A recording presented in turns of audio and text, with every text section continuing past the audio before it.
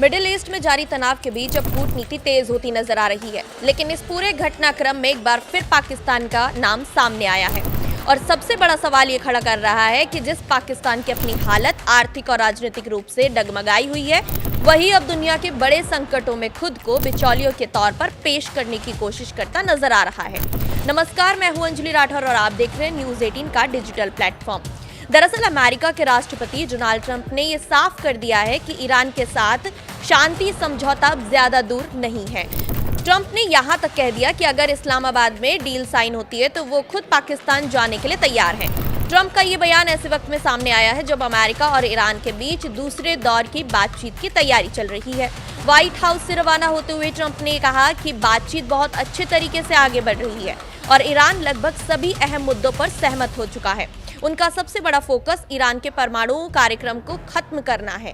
Trump ने दावा किया है कि ईरान ने न सिर्फ न्यूक्लियर हथियार नहीं बनाएगा बल्कि इनरिच्ड जो यूरेनियम है उसको सौंपने के लिए भी तैयार है।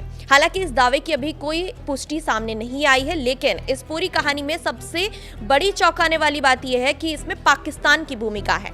ट्रंप ने पाकिस्तान की मध्यस्थता की तारीफ करते हुए कहा है कि वहां के सैन्य नेतृत्व और बातचीत कराने वाले अधिकारी बहुत अच्छे से काम कर रहे हैं। इस्लामाबाद में पहले दौर की बातचीत हो चुकी है, जहां शांति कायम करने की पहल की शुरुआत हुई थी।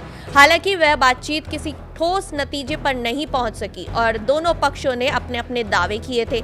अब दूसरे दौर की बातचीत की तैयारी चल रही है, लेकिन ये बैठक की तारीख अभी तय नहीं की गई है कि कब ये बातचीत होगी। यहीं पर सबसे बड़ा सवाल ये खड़ा हो रहा है कि आखिर वो पाकिस्तान जिस पर सालों से आतंकियों को पनाह देने के आरोप लगते रहे हैं, आज वही शांति की मध्यस्थता कराने का दावा कैसे कर रहा है। जिस देश की अपनी जमीन पर कट्टरपंथ और अस्थिरता की खबरें आती रहती हैं, वही दुनिया को अब शांति का रास्ता दिखाने की कोशिश करता हुआ नजर आ रहा है। कई जानकार इसे पाकिस्तान की छवि सुधारने की कोशिश के तौर पर देख रहे हैं, तो वहीं अंतर्राष्ट्रीय मंच पर खुद को जिम्मेदार और प्रभावशाली देश साबित करता हुआ पाकिस्तान दिखाई दे रहा है। ट्रंप ने ये कहा है कि अगर बातचीत सफल रहती है तो जंग बहुत जल्दी खत्म हो जाएगी। ये जंग 28 फरवरी को अमेरिका और इजराइल के हमलों के बीच शुरू हुई थी, जिसमें हजारों लोगों की जान चली गई थी। तेल की कीमतों में जबरदस्त उछाल देखने को मिला था। इस वैश्विक युद्ध ने अर्थव्यवस्था पर भी काफी दबाव डाला है, खासतौर पर ऊर्जा बाजार पर। लेकिन इस पूरे संकट में पाकिस्तान की भूमिका को लेकर कई देशों के मन में ये भी संदेह बना हुआ है कि पाकिस्तान इस तरह की जो भूमिका निभा रहा है, क्या वाकई उस पर भरोसा किया जा सकता है।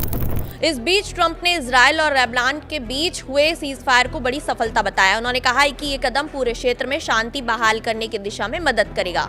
ट्रंप ने इजराइल के प्रधानमंत्री बेंजामिन नेतन्याहू और लेबनान के राष्ट्रपति जोसेफ आउन से बातचीत का जिक्र करते हुए कहा है कि ये दोनों नेताओं को व्हाइट हाउस बुलाकर आगे की रणनीति पर चर्चा की जाएगी।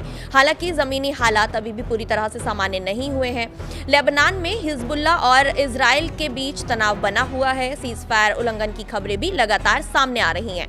ऐसे में साफ है कि शांति की राह आसान नहीं होगी। ट्रंप प्रशासन के लिए ये समझौता सिर्फ कूटनीतिक सफलता नहीं बल्कि राजनीतिक तौर पर भी अहम माना जा रहा है।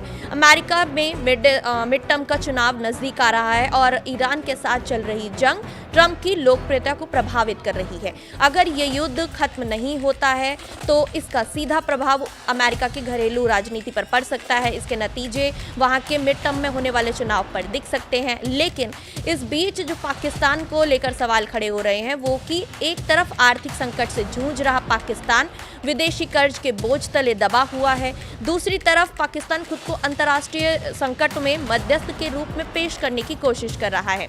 कई विश्लेषक ये मान रहे हैं कि पाकिस्तान के लिए ये मौका जरूर है कि वो अपनी छवि सुधार पाए, लेकिन ये उतना ही सच है कि सिर्फ बयानबाजी और मध्यस्थता की कोशिशों से छवि नहीं बदलती है। उसके लिए जमीन पर ठोस बदलाव दिखाने पड़ते हैं।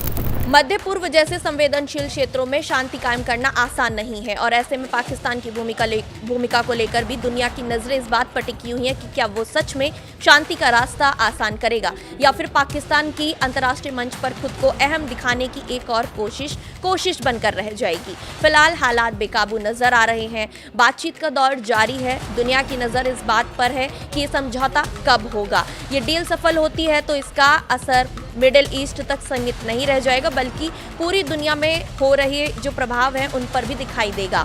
फिलहाल इस वीडियो में इतना ही। आगे की बड़ी खबर के लिए बने रहें न्यूज़ 18 के साथ।